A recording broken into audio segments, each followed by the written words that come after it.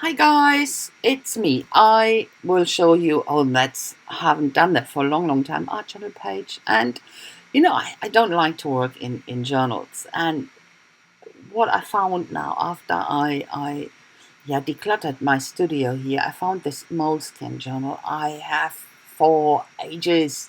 I don't know how old that is, but I thought, oh, come on, I have to do something with it. And then I thought, oh, come on, give it a try, work in a journal again. And I had this sketch on there when I got it. I wanted to do something and I planned it, and it was a sketch, yeah. And I wrote into it which color to use where. It's ludicrous. It would have never worked because I hate to plan something. And the plan is never working. Even when you're halfway through, something changed. The page tells you where it wants to go, doesn't it? So it would never have worked. Not for me, anyway. So, okay, I put a gesso wash on top, and now I will put some of the paper.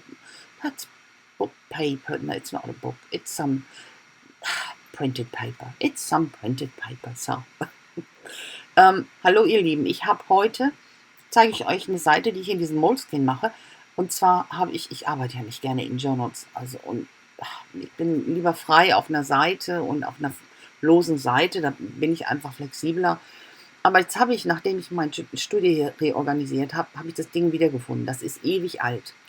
Und da habe ich gesehen, diese erste Seite, da war so ein Sketch drin, den habe ich gemacht, so als wo will ich hingehen, welche Farbe wo und welches Muster und so weiter. Aber es hätte nie funktioniert, weil ja, das Planen ist nicht so meins. Ich werfe das ja sowieso immer um, wenn ich so unterwegs bin. Also hätte das nie funktioniert. Ich habe dann einen Gesso-Wash drüber gemacht, also Wasser und Gesso, dass es nicht ganz so dick drüber ist, und dann eben dieses Papier drauf geklebt.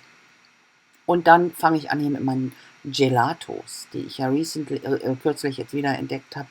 Aber wie ich gesehen habe, die habe ich lange nicht benutzt, ewig lange nicht, und die sind alle irgendwie so schimmelig geworden. Das ist ganz eklig, aber das ist auch zu schade, um die wegzuschmeißen. Naja, gut.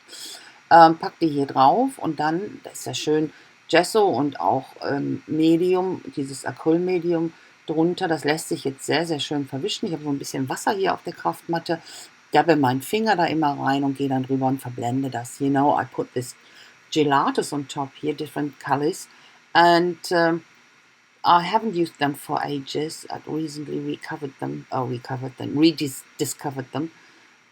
but they have gone moldy, so it's a bit disgusting. I wipe it off with a paper here, and it's waste to bin them. I won't do that, but it's a bit disgusting.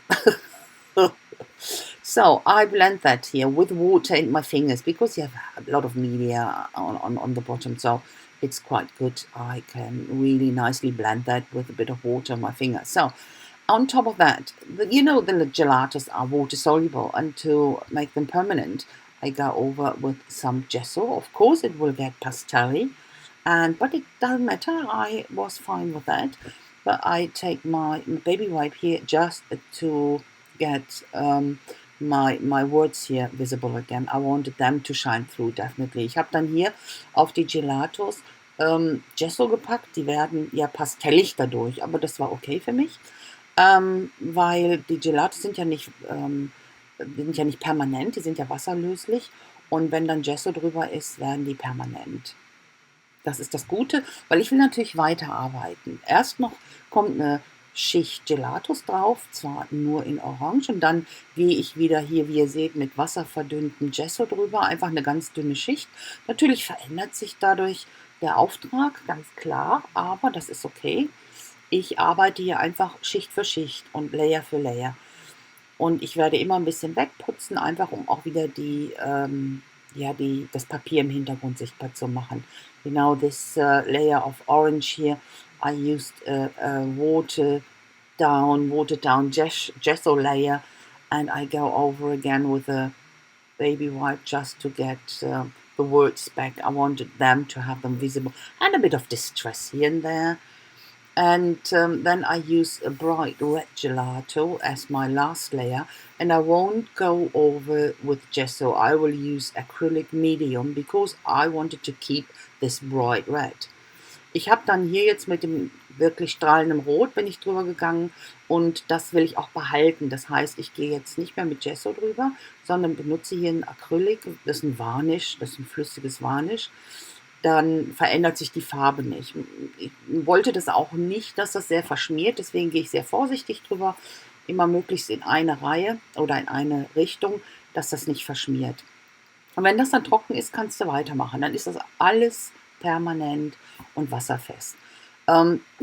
Ich benutze jetzt hier erstmal nur eine Gesso-Schicht für dieses Pancinella-Ding, weil ich wollte dieses Bright, also dieses ganz, ganz tolle Pink drüber haben, was natürlich nicht opaque ist.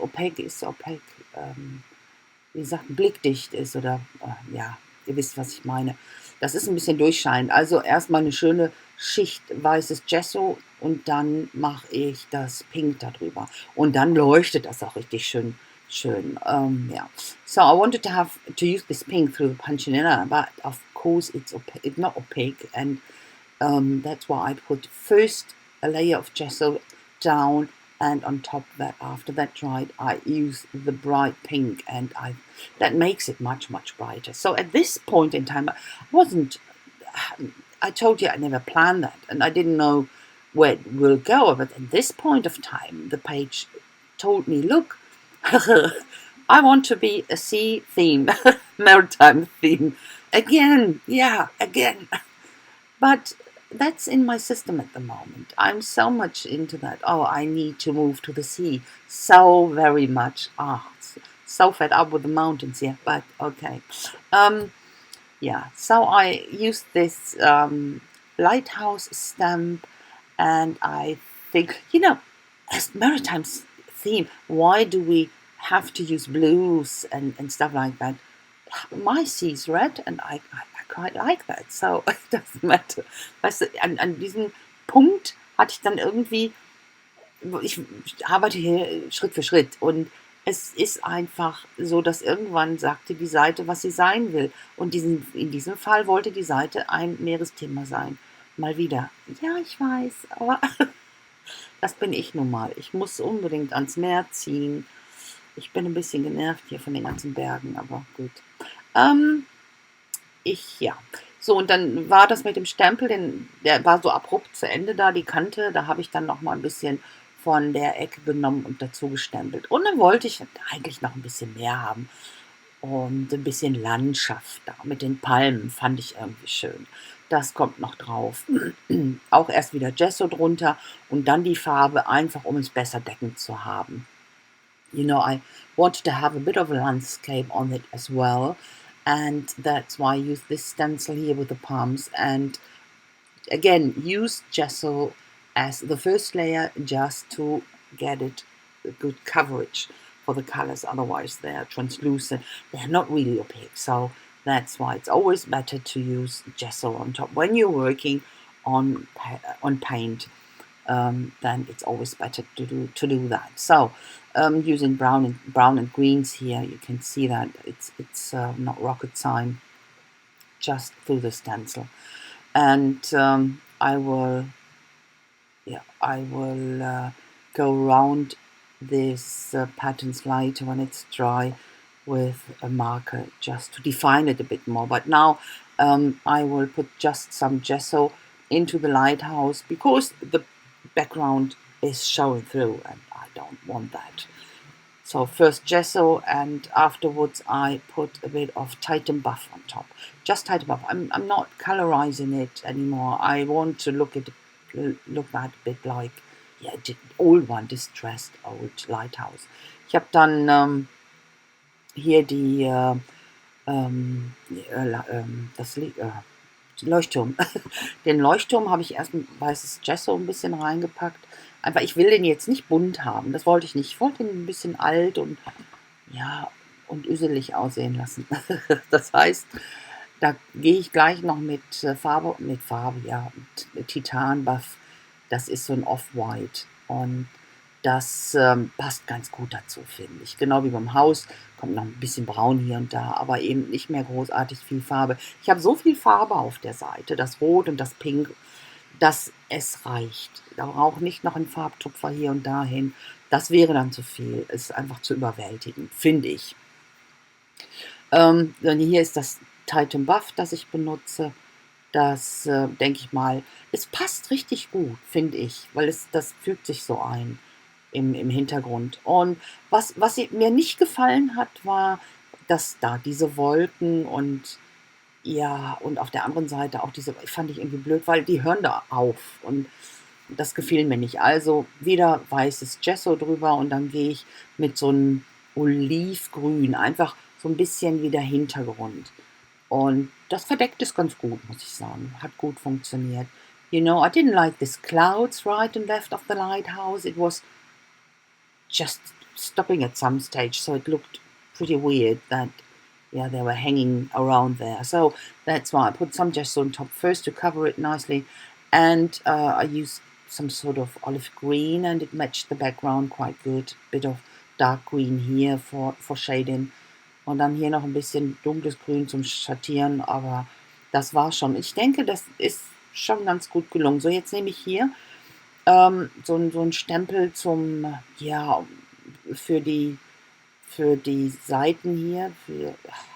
Ich hätte es lieber lassen sollen, aber das ist eben mein Problem. Ich bin so im Flow, ich gehe dann, weil ich ja noch nicht weiß, was ich als nächstes mache. Diesen nächsten Schritt, der fehlt mir. Aber ihr werdet sehen, ähm, dass man solche Sachen immer bis zum Ende lassen sollte. Aber ich habe gedacht, ich bin bald am Ende. You know, I thought definitely I would have finished the page soon. That's why I did this edging stamping. But yeah, it's definitely did that. I did that too early. First of all, now I had to put my R into that stamping. Okay, but yeah. Always, you know, of course I never know what my next step will be, so I thought I finished soon, but I didn't. So, yeah, it's okay. It's art journaling and it's an intuitive thing. I'm fine with that. So, okay, it's hello summer. Now some of my shitehawks here. That's what Peter calls them. I like that, shitehawks. So he's a seafarer, you know, he has been on sea a long time and he's having this funny words for stuff. And okay, it didn't stamp on the acrylic medium properly. It never does that much because there's very solid stamps. It's very problematic to do that. But it's not a problem. Went over with some ink. Ich habe dann hier noch ein bisschen mit dem Ink drüber über die Buchstaben, weil auf Acryl zu stempeln mit diesen riesen Flächen ist relativ schwierig, aber das macht nichts. Einfach drüber mit dem Inkstift und hat sich die Sache funktioniert ganz gut. Ich habe noch ein paar von den Möwen dahin und das Hello und ja, so jetzt gehe ich um die Palmen hier mit so ein paar sketchy Linien, einfach auch so, um im Stil des Leuchtturms zu bleiben, weil der ist doch so ein bisschen verwaschen, verwischt.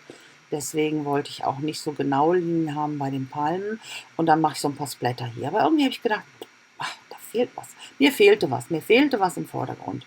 Und deswegen habe ich dann nochmal meinen Palmenstencil rausgeholt, Schablone rausgeholt und habe dann noch im Vordergrund schabloniert. Werdet ihr gleich sehen, you know.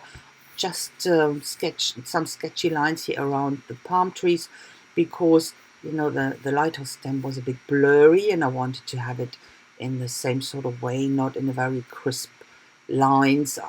So this very, very thin sketchy lines over and over again, that makes it look a bit blurry and that would fit with the lighthouse stamping so much better. So a few lines here and there and the horizon line of the course. And then I thought there is something missing in the foreground. Here's a shading of my letters here, and I will use for the white highlights a China marker. But as I said, there is something missing in the foreground, and of course I could have left it like this, okay, page, but I wanted to have something in the foreground, so that's why I used my stencil again, and okay, few highlights here on my palms as well. But then I will use the stencil again with this palm and have that in the foreground. I glued over anything else because I only wanted to have this single big palm tree. And again, same process as I've done with the other ones, gesso first and then the paint, the color. Ich habe dann hier das gleiche gemacht wie bei den anderen, auch erstmal das Gesso und dann eben die Farbe. Und habe alles abgeklebt, was ich nicht haben wollte. Ich wollte nur diese große Palme haben, die ich im Vordergrund hatte. Und gehe damit natürlich auch über die Buchstaben, die hatte ich aber abgeklebt. Das M, ne, nicht das M, das mache ich später. Quatsch, hab Blödsinn erzählt. Bin schon einen Schritt weiter, sorry. Das deckt, weil ich ja das Gesso genommen habe, deckt das ja drüber. Das ist ja kein Thema. Aber wie gesagt, dann habe ich die Buchstaben im Hintergrund, hinter der Palme und das gibt dann nochmal so schöne Tiefe. Das finde ich immer so schön. Das hatte ich bei meiner letztens gezeigt, bei der Karte mit der Savanne. Da hatte ich das auch. Allerdings die Buchstaben dann hinterher gemacht, was wesentlich schwieriger war. So ist es einfacher. Aber wie gesagt, es gibt wesentlich mehr Tiefe und Dimension. So, das gefällt mir jetzt schon viel besser, aber da fehlt mir natürlich noch mehr. Das werdet ihr gleich sehen. Das bleibt nicht das Einzige. You know, it's so much better now, but it won't be the only thing. When I start once, I can't stop.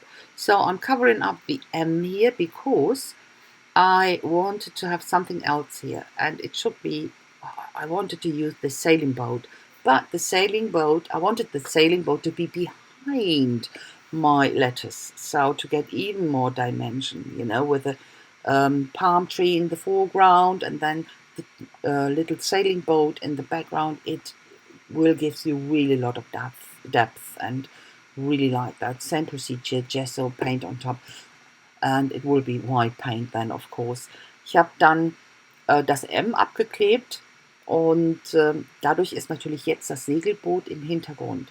Ja, du hast Palme im Vordergrund und das Segelboot im Hintergrund, hinter den Buchstaben. Das gibt nochmal so viel mehr Dimension. So weiße Farbe drüber.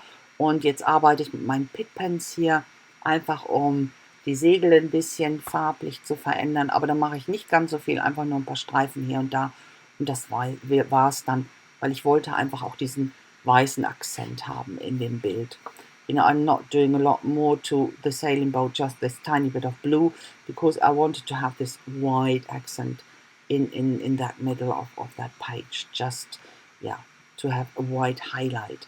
So now I'm going over everything with my ink pen here again to do this sketchy lines, and that's the last bit, tiny bit of shading, and that's it with my ink pit pens here, and blend it out, and that's it. So the close-up will come soon, and yeah, I say already thanks so very much for watching. I hope you like it, and if so, please leave me a thumbs up. And about a comment, I would be so happy if you would comment, and I hope I will see you soon with my next project. Until then, I wish you a fantastic time, and most important thing, stay creative, guys. Bye bye. So, ihr Lieben, das ist das Close-Up, und ihr habt ja gesehen, ich habe hier nochmal sketchy Linien drum gemacht und hier mit dem Ink, mit dem Pitpen, roten Inkstiften noch ein bisschen schattiert unter dem Boot, und das war's dann schon. Hier sind schon die Fotos. Ich danke euch ganz, ganz herzlich fürs Schauen. Ich hoffe, es hat euch Spaß gemacht und es gefällt euch. Wenn dem so ist, lasst mir doch einen Daumen hoch da und einen Kommentar, würde ich mich riesig drüber freuen. Und ich hoffe, ich sehe euch ganz, ganz bald wieder mit meinem nächsten Projekt. Aber bis dahin, habt eine tolle Zeit und lasst es euch gut gehen. Vor allen Dingen bleibt kreativ. Bis dann, ciao!